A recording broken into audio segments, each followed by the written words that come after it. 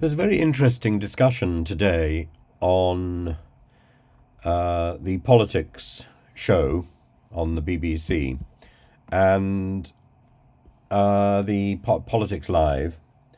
And Danny Finkelstein, Lord Finkelstein, was pitted against Richard Tice.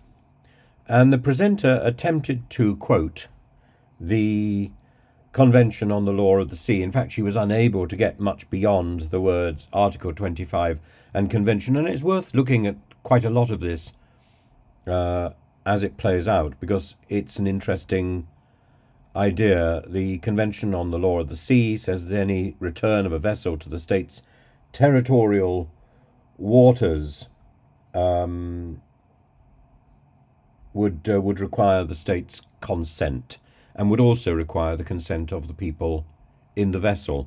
Now, Richard Tice addresses the question of the state's consent, which France has withheld, it seems, but he ignores the consent of the people in the boat.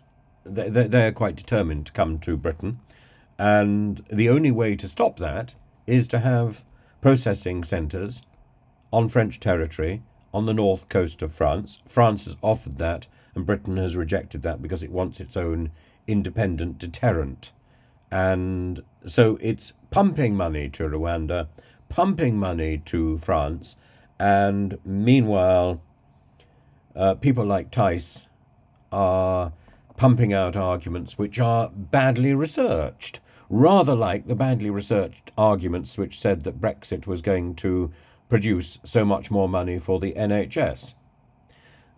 Somehow, those badly researched claims are produced by the same group of people. Once it was called UKIP, now it's called Reform UK. And it's the same second-rate legal advice, which only looks at one set of laws. That's fine, but as Lord Finkelstein says, this is not the commonly accepted legal advice. It may be legal advice, but it's not commonly accepted. Now, I am the first person to say that simply being in the minority is not necessarily a bad thing. The idea that you are right because you are in the majority is not actually true. This is where an appeal to democracy is often an appeal to something which is wrong. This is where a plebiscite is so clearly the tool of a dictator and a tyrant. But it's the job of the minority to persuade the majority, and to do so by careful, slow analysis of the laws and of the reality. And there are always conflicting legal opinions because there are many conflicting laws. And it's not simply a matter of going on what is in the law, what is written in those legal statements. You also have to look at how those legal statements have been interpreted, both nationally and internationally, and how they conflict with other laws and which laws have priority.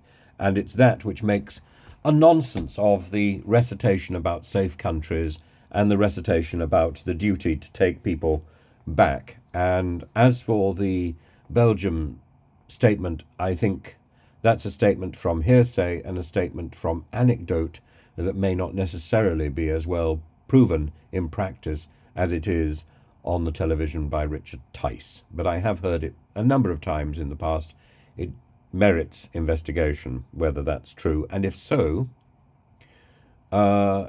is Belgium in danger of falling foul of the same sort of censure that hit Greece for its pushbacks?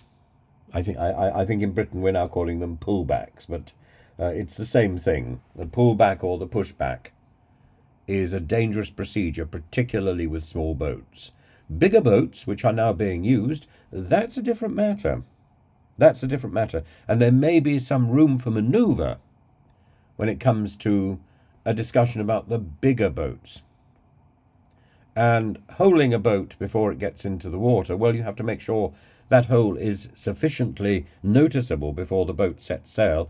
Otherwise, you're endangering people's lives, and effectively it's a manslaughter charge for the police who drilled holes into the dinghies, the ferries, the plastic boats, whatever is being used. So one has to be very, very careful if one is on the French shore. One has to be quite careful if one's on the British shore. And the gung-ho approach of the Greek Navy was wrong 20 years ago. I took them to court, I won. And it's wrong now. And the passage of 20 years doesn't make it right. Let's have a look at what they've got to say. I think is that the deterrent is, according to your comment, already having an impact. All right. Because people are worried about coming here, and that demonstrates exactly what I'm saying. Danny, is it working as a deterrent, the Rwanda bill, already? You can't say that with confidence at this point. I am in favour of the third-party country agreements. As it happens, I wasn't in favour of doing it with Rwanda, and I had particular problems with the safety of Rwanda bill for legal reasons.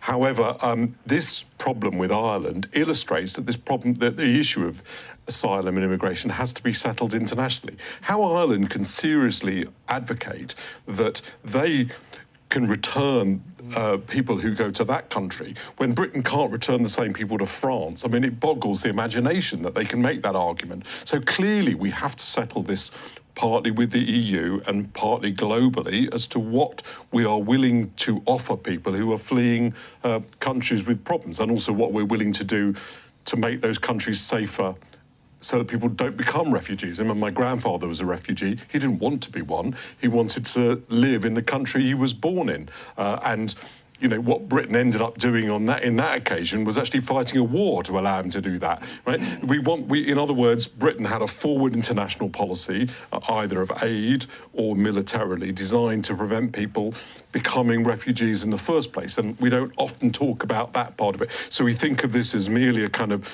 left issue. How can we open our borders as much as possible and not what it also is, which is a conservative issue. How do we project ourselves internationally to prevent these countries declining in such a way that people need to leave them? Do you agree?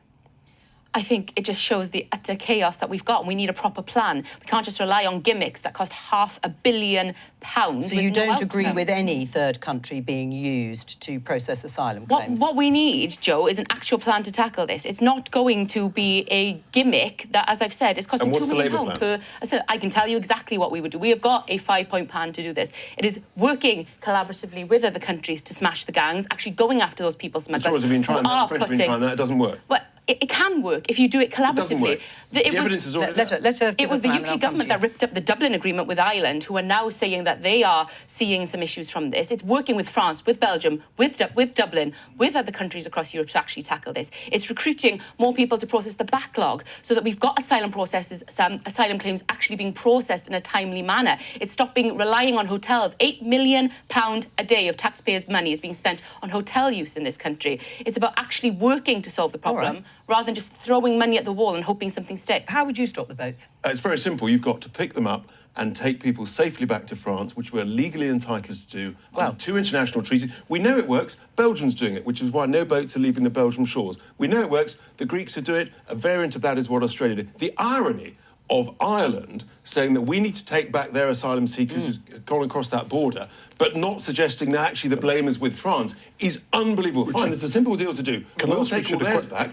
And then France can take Richard, back can I just ask a question? Of ours. It's a genuine question as opposed to a pointed one.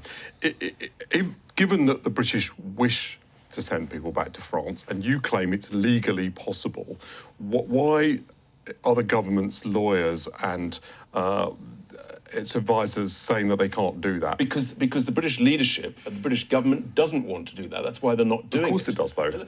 Well, it's clearly not showing the leadership. The Australians did it 11 years ago. They took some international flack, but guess what? It stopped the boats. 10 years later, all governments of any party in Australia are continuing that policy. But Richard, it works. We're legally entitled but hang on. But Richard, Danny is right in terms of why haven't they done it if it is legally possible? Well, that's because, according to all sorts of research and lawyers who are experts in maritime law, it isn't legal. It isn't legal. I'm just going to sorry, put it I there. disagree. My own lawyers have You advised can. me. But right, let me so state. Lawyers can But argue Richard, two let me sides of just the same state coin. what they may be able to. I'm sure they do. But let me just state what is clear from both BBC Verify and from maritime lawyers. And firstly, in Australia, says they did have agreements with the islands that you talked about. The biggest problem here, from the House of Commons Library briefing from 2021, is you need to have the consent of the country you are returning people to. Now, we don't have... not the hang case on. legally. I've read the laws.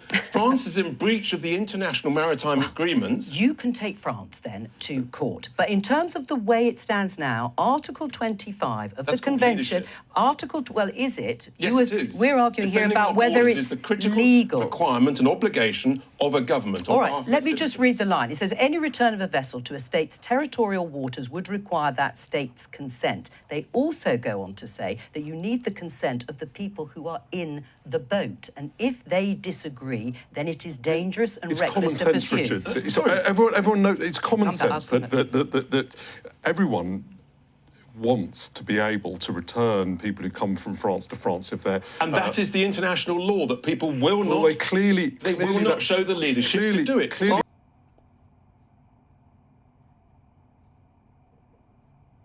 Richard Tice, as you will see, simply doesn't listen. He just goes whittering on about the role of France to take back the migrants. He doesn't think at all about the responsibility in Article 25 of the Convention on the Law of the Sea to ask whether the people on the boat give their consent to being taken back. Though you breach of its obligations, the safe thing to do to stop the deaths. The current scenario is people are dying under the current scenario. I understand and yet that. everybody wants to continue the current scenario. I accept that. I'm just saying that your legal position is quite niche. It's not agreed with. It's not the mainstream legal position. It's clearly not the government's. It's clearly not the government's legal. Some proper leadership. It's not about just about leadership. It's you because just about leadership. No, just simply saying, you and your entire corporation may believe that it's legal, but the fact is that government lawyers and mainstream legal opinion doesn't agree with you. It's not about leadership, it's about judgment. Right, the government was looking at a version of your idea back in 2021 when Priti Patel was Home Secretary, and the French government rejected it in the starkest terms. You may think they're wrong, but they did reject it. They said intercepting boats in the sea when they don't want to be escorted is extremely dangerous. It risks the channel becoming a new theatre of human tragedies. So even if you think it's safe, if your partner in this, the state to which you want to return people who make that crossing, doesn't agree, what do you do? What the Belgian authorities would do. If the French did what the Belgian authorities would do, which was immediately pick people up as soon as they left the shores, guess what? The whole business model is flawed, and that's right. The French are failing in their international obligations under the UN Convention of Law at Sea 1982, under the Safety of Life at Sea 1974. They should be sued, frankly, by the British government until they comply with their obligations. All right. That's what leadership is about. No one else has got the guts to do it and to save lives. Right. Our policy will save lives. When it comes to the deterrent factors, you heard Rishi Sunak there, Pippa, talking to Trevor Phillips about, how much is this helping him stave off a right-wing rebellion? Well, he'd be hoping that it's part of the answer. Of course, the right to the Conservative Party is not just angling over tougher migration law. They've got a whole list of issues that they want him to go further, faster on. As we saw over the weekend, the latest iteration of this, they've got the Tory right currently has 5 pledges they want the Prime Minister to well, we can just show you this headline in the Sunday Telegraph. Tory rebels on warpath after MP defects to Labour. This is following the news that Dan Poulter, former Conservative MP, had said he was going over to the Labour Party because of the state of the NHS. Yeah, and what's interesting on the migration issue as well is that it's not the whole Conservative Party. I mean, I was very struck last week by David Cameron, the former Prime Minister, of course, who delivered the Brexit referendum, saying that since Brexit, having a return agreement with France was just not possible. Simply not possible. He is, of course, the Foreign Secretary, so you'd think that he would know what the government's position is. But clearly, Rishi Sunak, this is one of his 5 pledges when he became Tory leader, when he became Prime Minister, that he would stop the boats. Last month we saw a record number of boats coming over. I think it's 7,000 people before the numbers passed 7,000 before the end of April for the first time. So far, it's a problem which is growing. As Danny rightly says, it's too soon to say whether the situation in Ireland is because people are regarding it as a deterrent. That will take time. I think the Prime Minister's problem is that he doesn't have time on his side. And if, as we expect, there's an election this autumn, will there be enough of a dramatic change in the numbers coming over for him to be able to claim a limited degree of success? Or will the public buy it if he says he can at least point to action? We're trying to do something about it, even if we're not getting results yet, and we don't know the answer to that. It's a good thing that Richard Tice is finally being questioned. He doesn't like it, and it's very impressive that it's happening at the hands of a Conservative peer, and particularly this particular Conservative peer, Danny Finkelstein, whose grandfather, as he points out, was a refugee.